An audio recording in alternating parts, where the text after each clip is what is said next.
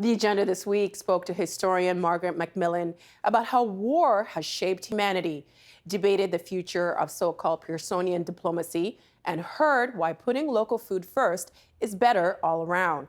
The agenda's Week in Review begins looking back a half century to one of Canada's defining moments and the actions taken to confront domestic terrorism during the October crisis.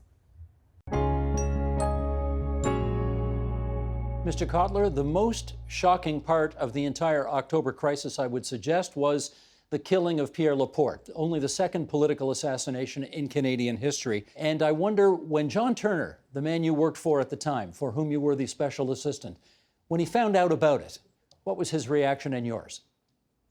Well, John Turner, like I think all the members in the cabinet, were both shocked and pained when they heard about this. This was part of the atmospherics that were then riveting Quebec. I was at that point, while I was a special assistant to Turner from 68 to 70, I had then taken up a position at Osgoode Hall Law School as a professor there. So at the time of the War Measures Act, I was at Osgoode Hall Law School and traveling to Ottawa 2 days a week, and the atmospherics were different. In Quebec, there was the atmospherics, as Marc Lalonde described. In Osgoode Hall Law School, there was the kind of academic critiques of what was happening in Quebec, namely that the arrests were arbitrary, lack of due process, etc. But if you were in Quebec, the mood, and I went to Quebec at the time, the mood was entirely different. And I think an important point is that all the members of the legislature from Quebec and the Quebec members of the federal parliament not only all supported this, but all called for this decision to be made. And so if the decision to invoke had not been made, one could have said that the government would have been acting in an anti-democratic way or in an anti-federalist point of way. In other words, not responding to the representations that have been made consistently, as Mark had said, and that were coming from Bourassa, Drapeau, and the like at the time. And Monsieur Lalonde, were you with Prime Minister Trudeau when he found out about Pierre Laporte's killing? No, I was in my office and immediately phoned him. We were both devastated by such an event. Frankly, we had, with the government of Quebec, had started negotiations with our agreement on trying to get release of the two hostages. But the negotiations were canceled by Robert Lemieux, who was a lawyer for acting on behalf of the FLQ. And these negotiations were canceled, in fact, on the 15th of October, the day before the War Measures Act was invoked. And a few days later, Laporte was killed. We were totally shocked, and it was just unbelievable. We were devastated by that event, I must say. I should follow up with this because in the last few days, Pierre Laporte's son has made public the following statement. He felt that his father was, in some respects, a sacrificial lamb to the whole process, that the government, in essence, sacrificed him in order eventually to get to the finish line in this crisis. What's your view on that, Monsieur Lalonde? Well, I have a lot of sympathy for Mr. Laporte's son, and I can understand that he's still grieving about it. But his analysis does not correspond to the facts. Let's remind everybody, the average age in Quebec today is 42. Back then it was 24. It was a much younger place. Exactly. So what about the youth? It's, the energetic, irresponsible, idealistic youth. It was heated. So, and also the idea of the working class and the global working class and the union and the international was very appealing to these young students. So this is not a coincidence that the arguments came from the books in the street. And Quebec does fear that without commemorative vigilance, history would sweep away, and that we will forget this energy, and that the class, the working class, is a valid paradigm to understand Quebec's history. But this was not a socialist revolution. It wasn't a working class revolution. Quebec was improving. Thing is, all we can say, history of Quebec did show a considerable amount of discrimination and injustice towards Francophones. But since 1960, there had been a considerable improvement, and both in the education. You talk about cultural deprivation, but this was the 60s were a great period in Quebec literature, in Quebec theater. So there was no real justification at all for resorting to terror. On the other hand, I can't see any connection between the repression and the arrest of several hundred completely innocent people and the solving of that crisis, because Quebecers would have turned on the students, would have sent them home very quickly anyway. Well, this is a reference to the... Sorry, Darcy, go ahead. Pick it up. Just to take up that point, let's remember a few things that happened in the 60s. Street demonstrations going back to December of 1962 were large, unruly, and sometimes violent. And there were regular street demonstrations on Victoria Day, Holiday Week, La Fête de la Reine, which rubbed young Quebecers the wrong way. Dominion Day, there were protests. Then we get to the St. Jean-Baptiste Day riot of 1968, famous incident. There was also the St. Leonard School riot of September 1969, a very violent incident. There was the taxi riot of October 1969. So there had been repeated street demonstrations and 3 riots between June 24, 68 and early October 1969. Not to mention the McGill Française movement of March 1969, where the unions and university students came together. They put 9,000 or 10,000 people in the street in Sherbrooke Street, March West, major security operation to make sure that to keep these the Anglophones and these protesters apart. So there was ample evidence to certainly Mayor Jean Drapeau of what was these demonstrations, how they could evolve, how they could spin out of control, and how you could have this chaos, rioting chaos and bloodshed in the streets of Montreal at the moment of grave national crisis. And that's why you had to, and I agree with you, Julius, that the arrest and detention of these people, these 497 people, was obviously arbitrary. It was obviously a violation of their civil rights. But you have to say, what's the greater good? Are you going to allow chaos and bloodshed in the streets, or are you going to maintain public order? It was just a simple choice. But the riots in Montreal were less than in the United States in those days, less than in France.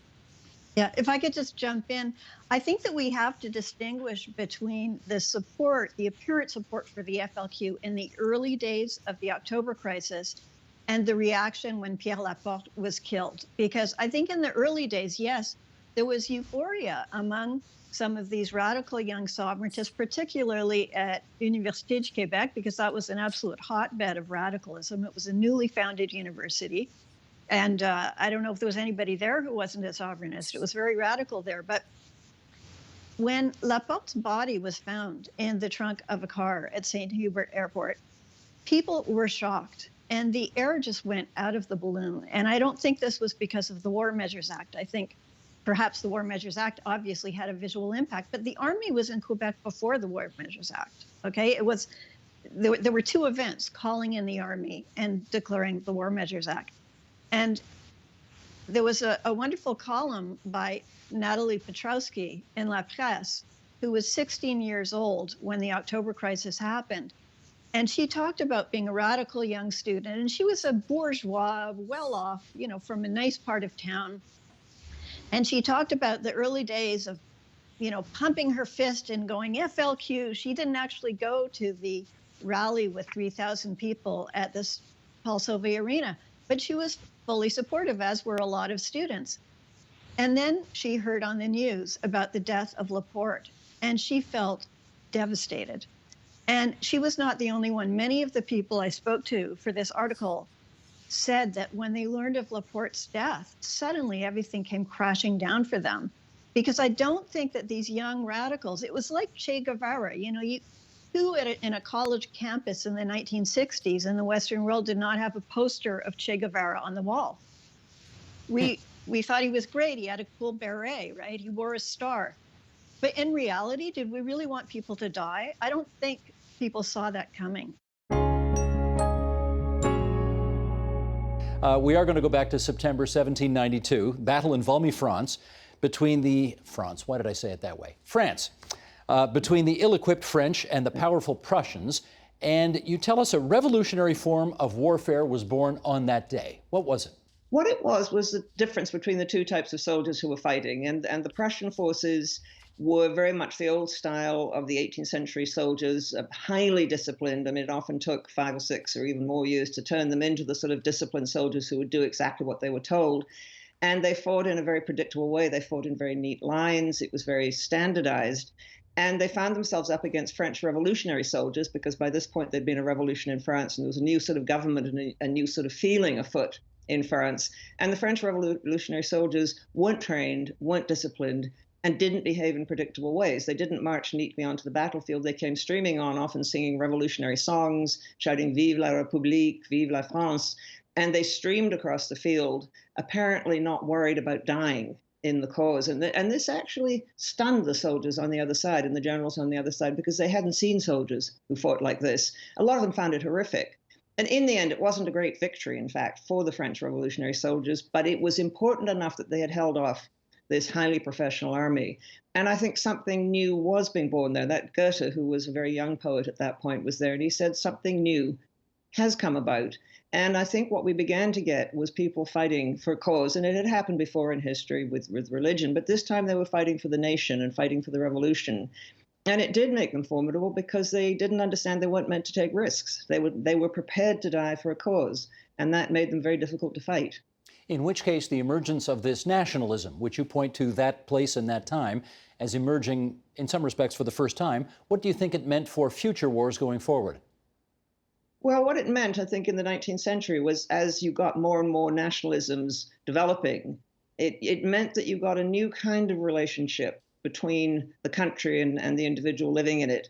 Before the French Revolution, people were subjects of the ruler, and that was true pretty much across Europe, although you had some countries like Sweden and England where people felt more as if they belonged to, they owned their own government. But what happened as a result of the French Revolution and the growth of nationalism is people felt they were part of something called the nation. It was something bigger than them. It had existed before them. It would exist after them. And it was in a way a cause. But they also had a different relationship to their own governments. If you vote for a government, then you, in a sense, own it. But you also have an obligation to it. You need to come to its defense and to the defense of the country if it's at war. And so what we got, I think, in the 19th century was the spread of a very different sort of motivation for going to war, and among those who actually were going to fight it. Let me pluck a quote out of the book here, and this will take everybody back here to basically the turn of the 19th century into the 20th. V.W. Herbert, you quote him in the book. This is a British military journal, and here's the quote. Is not war the grand scheme of nature by which degenerate, weak, or otherwise harmful states are eliminated from the concerted action of civilized nations and assimilated to those who are strong, vital, and beneficial in their influences? I mean, this is really might makes right at its most basic. How long did this type of thinking go on for? Well, I think it went on for quite a long time, and I find it absolutely horrific. This idea that war is somehow a purifying and a cleansing thing. It's very much influenced by the thought of Charles Darwin, although I think he would not have approved of the way in which it was applied to human societies. The idea that there was a struggle for survival, and the fittest, those who were ready to struggle, those who were most adapted to their environment, would survive. And so there was almost a moral thing that if you failed to survive, well, then you were probably weak and degenerate and should disappear anyway. And it was something that helped to fuel the European expansion of the 19th century into places like Africa, a sense that they were somehow a superior race. I think it's appalling, but I think we need to understand it because it was a very powerful motivating force, and it wasn't just confined to a few intellectuals in universities. A lot of people felt this, and a lot of people talked in terms of their nation, or as they often called it, their race, as though the English race was superior to the French race and therefore deserved to do better and deserved to conquer and survive, or the German race was better than the French race, or the Russian race was better than the German race. I mean, this was the language of the time, and you can see where it would lead, and it did lead to often ferocious wars. When we talk Pearsonian diplomacy, what do we mean? Well, I do make a distinction between Pearson, the man, the diplomat, and Pearsonian tradition, which is a celebration of something that he did. And to give you an example of what that is, when you visit the headquarters of our Foreign Service in Ottawa, it's called the Pearson Building. You walk in, you turn to the left, there is a shrine with a gold medal. It's the Nobel Peace Prize that Lester Pearson won in 1957 for creating peacekeeping. At a time when Canada was searching for a new national identity, when we were dealing with a rise in Quebec separatism, we were breaking away from the UK, we were trying to negotiate a new relationship with the United States, that international accolades that came from that accomplishment in the international system gave Canadians great pride. I think we have been genuflecting at that altar, and I count myself as a former diplomat as part of that tradition, because the story that it helped us tell about who we are as Canadians has been a really central part of our foreign policy. And for many years that served us well. I think the world has changed and it no longer serves us well now. Well, all right, follow up then if you would. Do you think it's time to bury Pearsonian diplomacy now?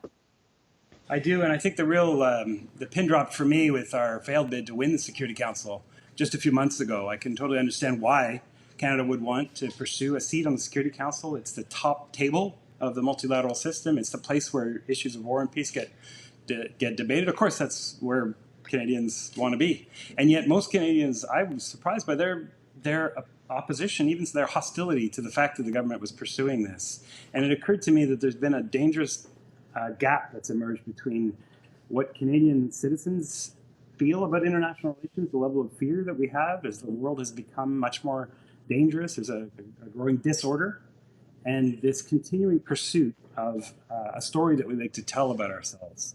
And I think that gap is dangerous. We need to be much more assertive and ambitious in our foreign policy. We need our citizens to be on board.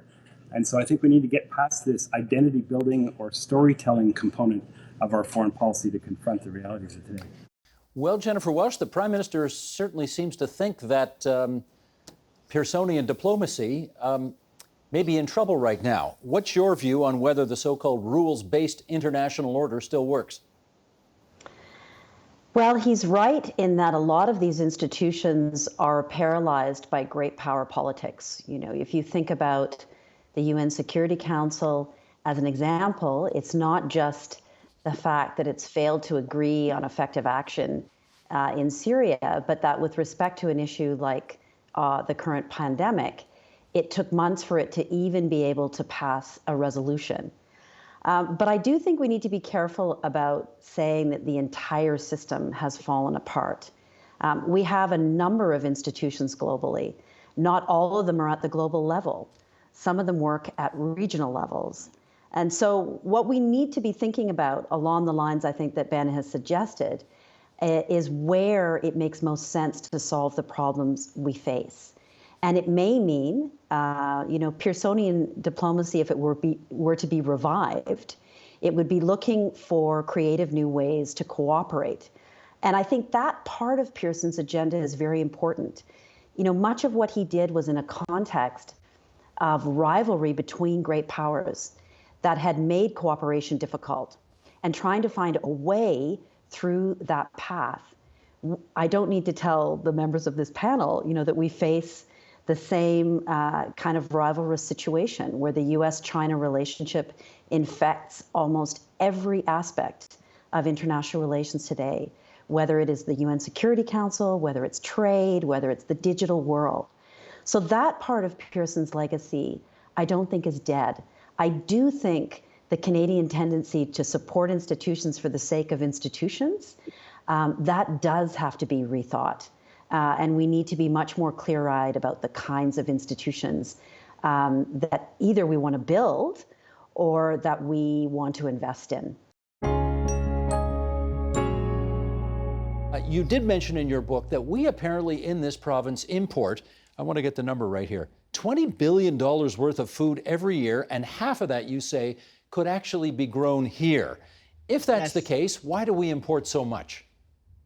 There's a lot of there's a lot of silly things that stand in the way. And when I say silly, I'm talking about like trade deals. You know, NAFTA is perhaps one of those pieces that has these sort of deals that stand in the way of us having the ability to prioritize our local consumption of our domestic production. And that when you hear, like, I think some stats or something as crazy as for every 4 apples that we grow here, we import another 3.